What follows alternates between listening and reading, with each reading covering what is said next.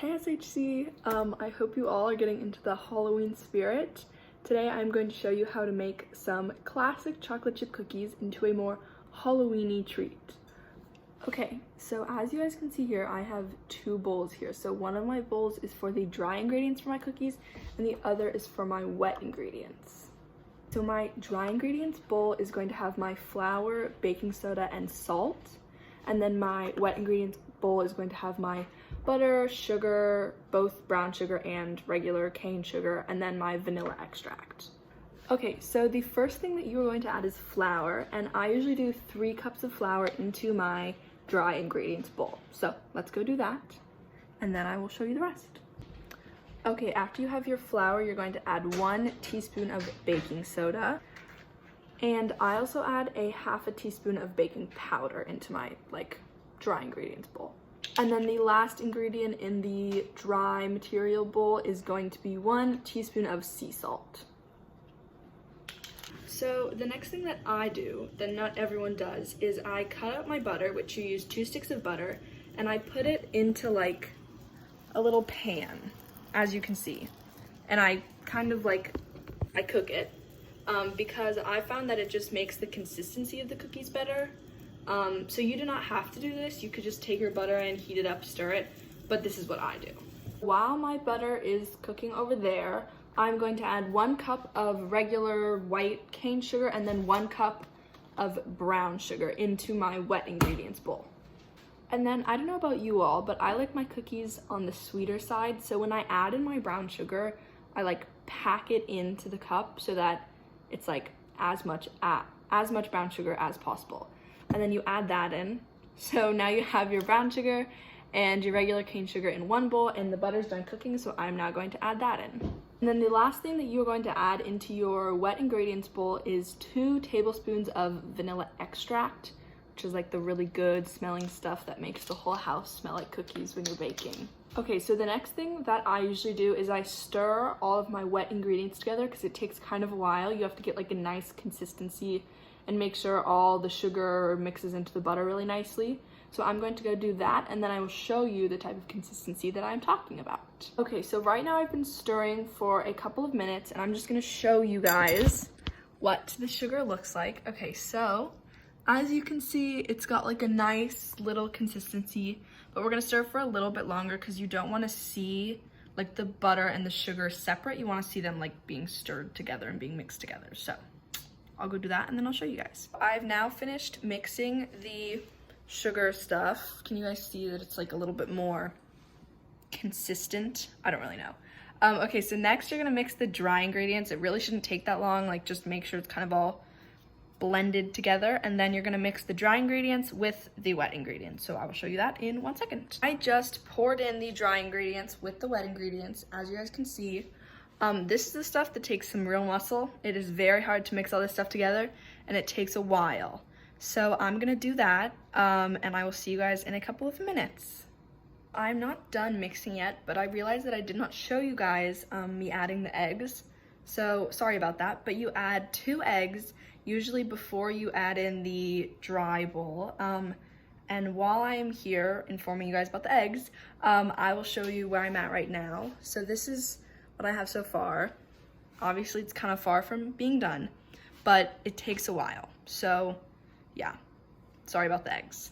Okay, so I've now finished mixing the dough together. Let me show you guys. Fancy, nice, pretty. So you guys may be wondering how I'm going to make these cookies Halloween themed. Okay, so my trick is a little bit of color. So you can make them orange, you can make them green if you want, but green isn't really Halloween themed. So I'm going to make them orange today. So I have yellow and red food coloring with me. And I'm going to add some to the dough, stir it around, and make it a pretty orange color, like Halloween. Okay, so I have now added my food coloring. It's a nice orange color. The lighting is making it look disgusting, but I swear it doesn't. And do not be discouraged from eating the cookies even though they are orange. This is just Halloween themed. You don't have to do this. I'm just showing you how to make it more ooh, spooky Halloween. So as you can probably tell, I don't have my chocolate chips in yet. So I usually get like these semi-sweet ones, just because the cookies are already super sweet. Like having sweet chocolate chips is like an override of senses for me. But if you like sweet chocolate chips, you go ahead and add sweet chocolate chips. That's just my opinion. So I'm going to add in the chocolate chips. What I usually do is I like fold the cookie dough over the chocolate chips to make sure that they really stick. So I'm gonna just go do that, and then I will show you guys. Now added all of my chocolate chips in. We have basically the finished dough product, as you guys can see. I don't add that many chocolate chips. I add like maybe a medium amount. But again, if you guys love chocolate chips, you could add a bunch. Doesn't really matter, up to you guys. But so now that I have added everything, what I'm gonna do is I'm gonna cover this with tin foil, and I'm going to put it in the fridge for about an hour-ish.